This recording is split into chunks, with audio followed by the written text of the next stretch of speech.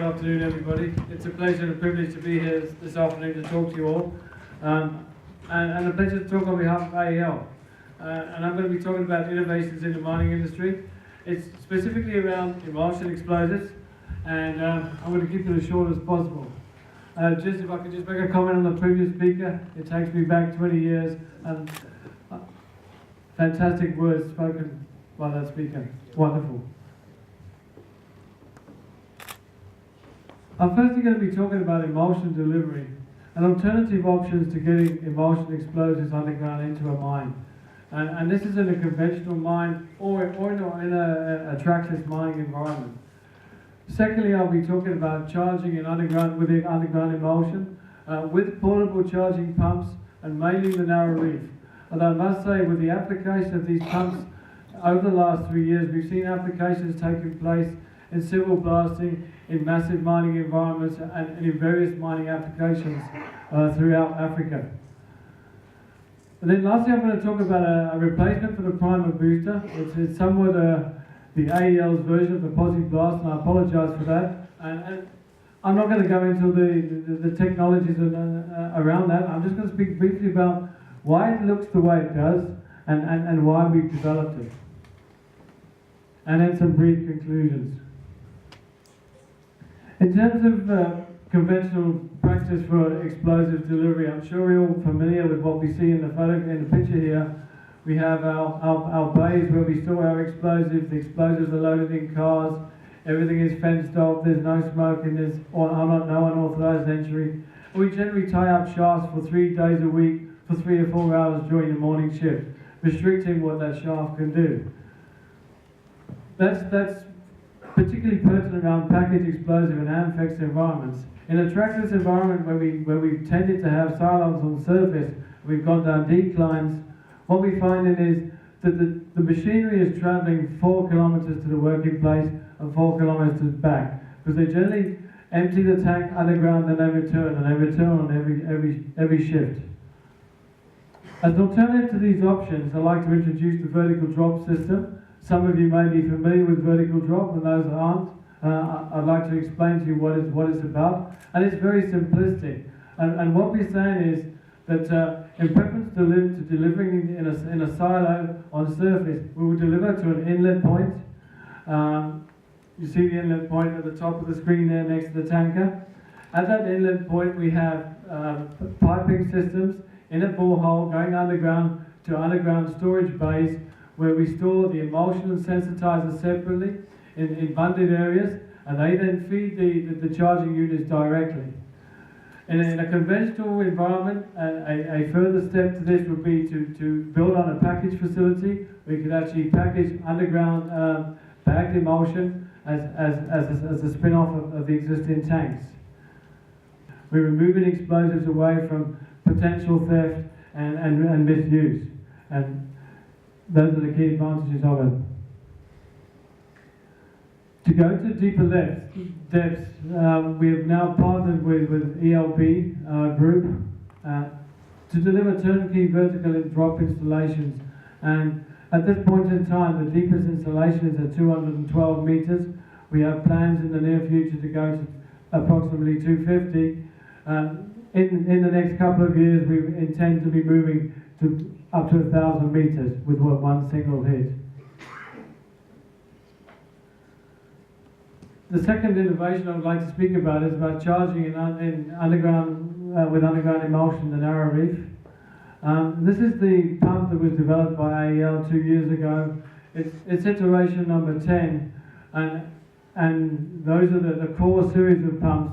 It's probably in general totally iteration number 25. And it's taken us probably 10 years to develop in total.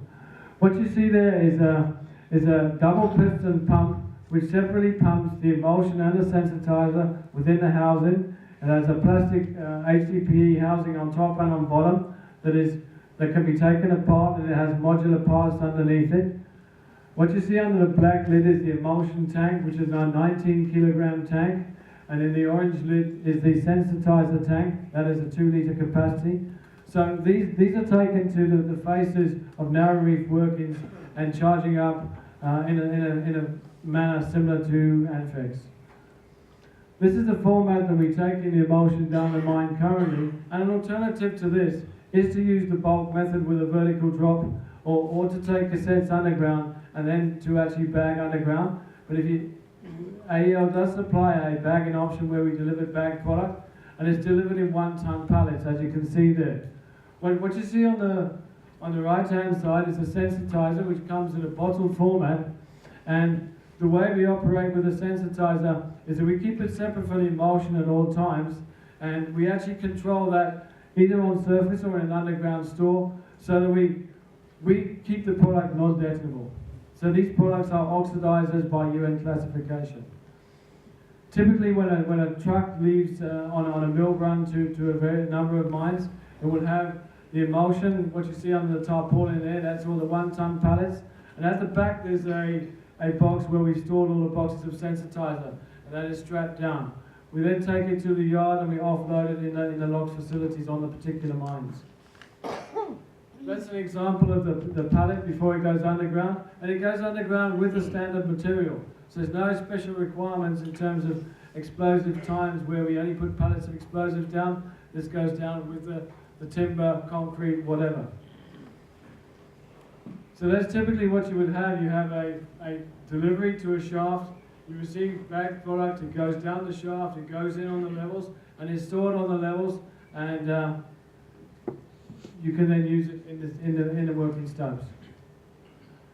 We've been working at this for a long time now, and up to now AEL's blasted approximately 28,000 faces. So we have extensive experience in terms of different kinds of environments, and the learning has been immense. And I must say that learning will continue for forever and a day. In the development, we've probably blasted over 18,000 development ends. And currently we have 250 of these pumps in the field. I just want to go through some of the major features of the Mantis. In the center, we have a connector block which snaps the detonator very securely in position. So the detonator will always be aligned with the plastic, which means it will always be aligned parallel to the blast hole. So the potential for it to get jammed in the hole is removed.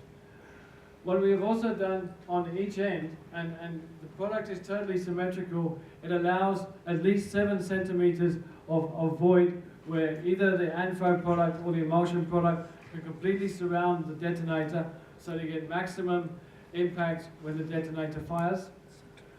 We have legs, and the legs are, in this particular case, they're 15 millimeters length on the bottom, and the connector block is 15 millimeters on the top. So it's 30 millimeters in total diameter. So it moves freely in holes up to 45 millimeters, and the legs allow it to be pulled out should the hole misfire. So after, in a case of emulsion, if emulsion misfires, we'd wash it out with water. We would then take a scraper wire and pull the plug out with the detonator still mounted on it. It's made of HDPE, and it's can only burn, doesn't give off dangerous gases. Vertical drop, emulsion in narrow reef, and the application of the Mantis are innovations that enhance safety in the mining industry. AEL will continue to develop products and systems with improved capabilities to assist the mines, our customers, in achieving their safety objectives. Thank you very much.